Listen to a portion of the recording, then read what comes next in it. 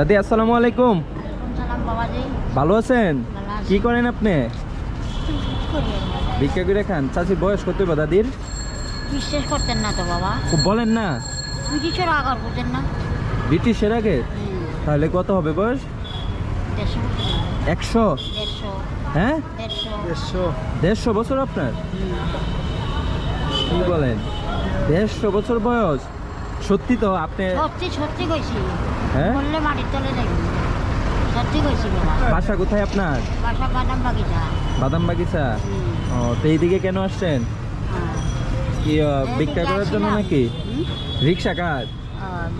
রিক্সা আরেকজন ড্রাইভার আমরা লাগা করো। ও বেড়া রিক্সা বলছি। ওবেলা রিক্সা দিছে? বেড়া লয়ে যাই। বেটায় লয়ে দেব। তো আপনার সাথে একটা খেলা খেলাম, টাইম হবে আপনার? টাইম হবে? আপনি 1 মিনিটে যত রিটা গুনতে পারবেন এই সবগুলো আপনার, ঠিক আছে? গুনবেন আপনি এর থেকে, হ্যাঁ? আমি বললে শুরু করলে শুরু করবেন, হ্যাঁ? 1 2 3 শুরু করেন।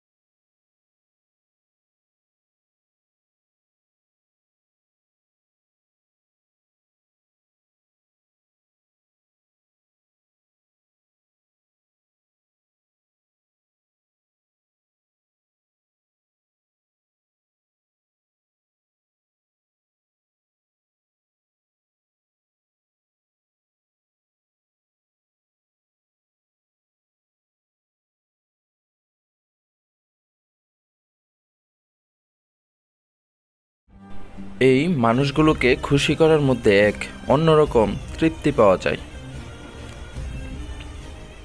এই যে দাদিকে যখন জিজ্ঞেস করলাম, ওই দাদি তার বয়স বলল 150 বছর। উনি ব্রিটিশ আমলের আগেও। এই কথাটা শুনে আমি প্রথমে একটু আশ্চর্যান্বিত হয়েছি। তো আসলেই কি দাদির বয়স 150 বছর হবে কি না সেটা আমার বোধগম্য নয়। যেহেতু দাদি বলেছে সেটাকে অবিশ্বাস করার মতো নয়, কারণ যেহেতু আমার দাদাই প্রায় পৃথিবীতে আলহামদুলিল্লাহ 125 বছরের মতো বেঁচে গিয়েছে। তো তার বয়সও হতে পারে এরকম। বর্তমানে আমার যে ফুফু রয়েছে তার বয়সও 95 হবে। তো আপনারা কমেন্টে জানাবেন যে দাদির বয়স 150 বছর হবে কিনা।